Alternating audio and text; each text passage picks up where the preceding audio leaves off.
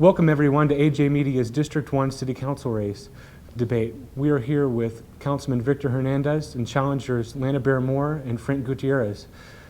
We'll start with a 1-minute opening statement from each candidate, followed by 3 1-minute questions and a 1-minute closing statement from each candidate. I guess we'll start with Mr. Gutierrez. 1-minute opening statement, please. Thank you, Adam, and thank you for this opportunity to be here and share some of our views in the City Council District 1 race. A prosperous District 1 is essential to the prosperity of the whole city, and I want to contribute to that prosperity. I am a lifelong resident of the city of Lubbock, born and raised and attended schools here in Lubbock, graduated from Texas Tech University after military service and service in Vietnam. And I would want to convey to the listeners in the audience that I am ready, willing, and able to take on the leadership role that is vitally necessary for District 1. Thank you very much. And Mr. Hernandez? Well, I'd like to also thank the Avalanche-Journal for inviting us on. A little bit about myself. I've served on the Lubbock City Council for 15 years. I'm an attorney here in town, having graduated from Texas Tech University School of Law. I also have an undergraduate degree in business. I've been a practicing attorney and small business owner for 25 years. I'm married, have been married for 30 years. We have 4 children. I've assumed a number of leadership roles, both at the local level and the state level, as well as the national level. I feel I am equipped to represent District 1. I think I have represented District 1 extremely well. I look forward to the upcoming election and would encourage everyone to take the time to go vote. Aside from that, I look forward to discussing specific answers to your questions and discuss them fully. Thank you. And Ms. Moore? My name is Lana Bear Moore, and I am a housewife and mother, married for 37.5 years. I have also lived in Lubbock all of my life, and right now I do not think that our current leadership is representing District 1 to the fullest. That's why I entered this race. I want to address many items as far as the district goes, one being LP&L. LP&L rates, LP&L increases, and many of the LP&L problems that we do have. I think that we should and could do better, and that's why I am here. And thank you. And that's a nice segue into our first question for starting with Mr. Gutierrez. With investigations into business practices, alleged improprieties, and seemingly dysfunctional relationship with city leaders, what would you do to help fix the situation at Lubbock Power and Light? There is an RFP process in place at present. I anticipate entertaining the results of that process to be able to make a decision so that the consumers of the city will be in a situation to make a decision as to which direction to go in that matter. As far as the investigation itself is concerned, there were some allegations and some statements that came out of that process, and I don't have access to all that information. However, I've been campaigning on accountability and transparency, and I would insist on having that transparency to come forth. And Mr. Hernandez? The crux of that particular problem deals with the 2004 charter election. Prior to 2004, LP&L was a department of the city of Lubbock and did not act independently. By over 80% of the vote, the citizens of Lubbock chose to split off LP&L. As a result of that, it's caused questions and concerns in terms of command and control of LP&L. And so until that issue is resolved, I think we're going to continue to have problems associated with exactly who runs LP&L, how is it run, who reports to who and what. One of 2 possible solutions. Another charter election to either bring it back home, if you will, or leave it as it is.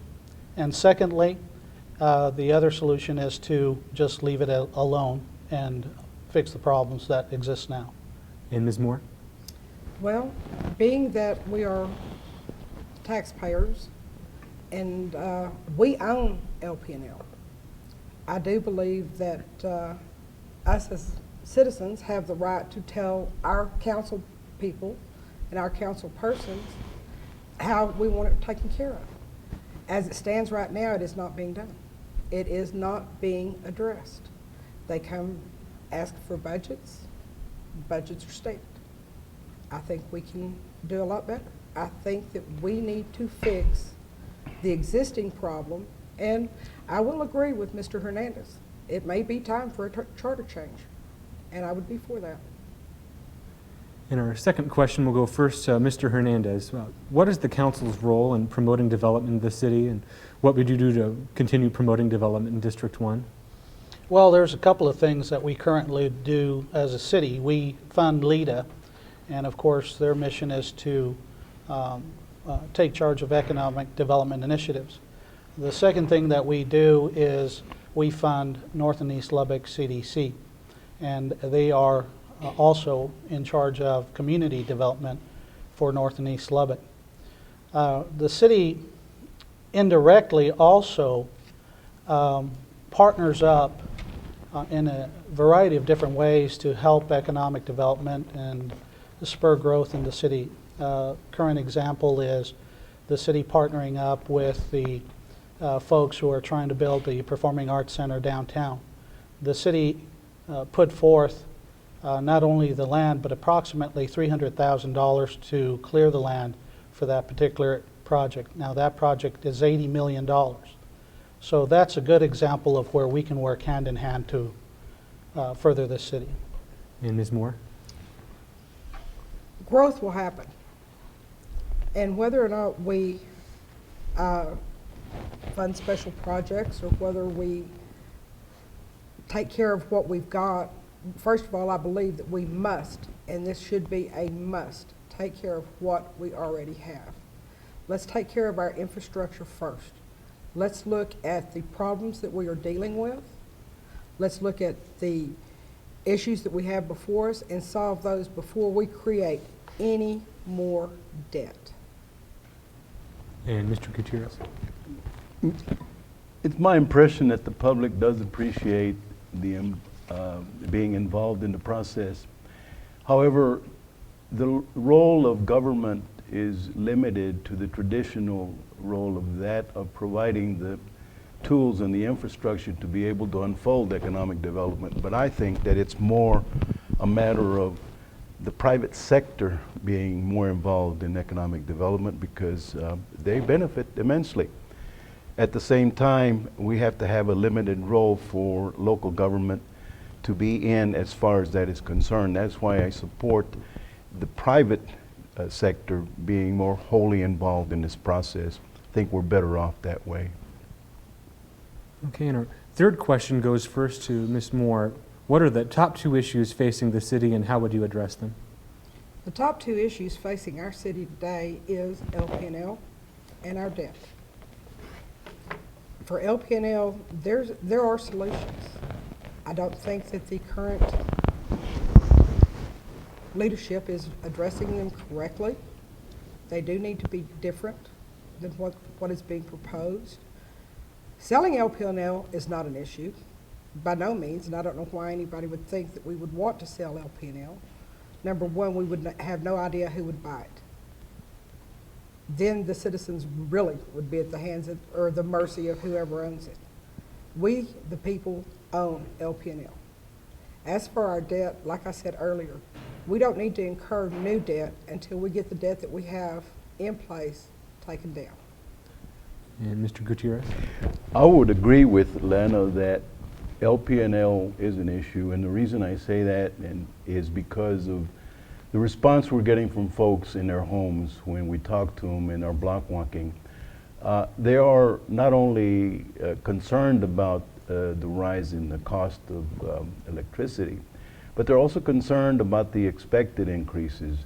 And as a councilman, I would be in a position to be able to address these concerns, but I think that something that has been brought up already is also important, and that's the concept of possibly selling LPN oil, and that would be left up to the voters entirely. And Mr. Hernandez.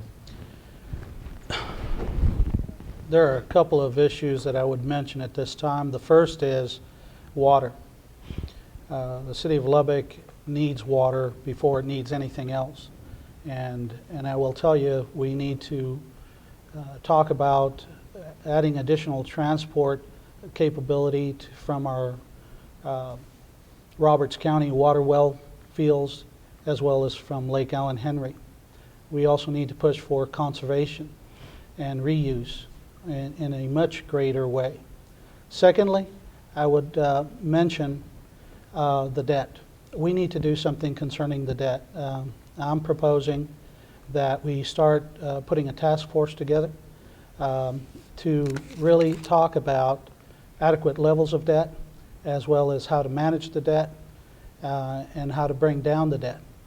And I think we're all concerned about that as a city, and it can make or break the city, so that's why I'm focusing on it. And thank you. And now please take a minute for closing remarks, starting with Ms. Moore.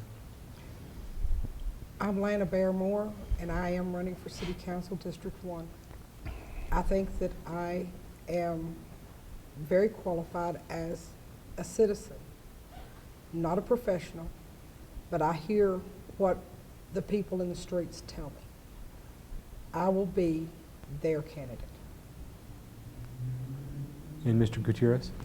Yes, Adam. In closing, I want to thank you all for taking the time to initiate and conduct this forum.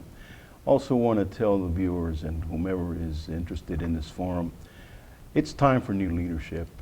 And it's time that we take a new direction as far as the City Council is concerned and be able to let the citizens of Lubbock know that their concerns are being listened to, and that we are in the process of growing more as a city.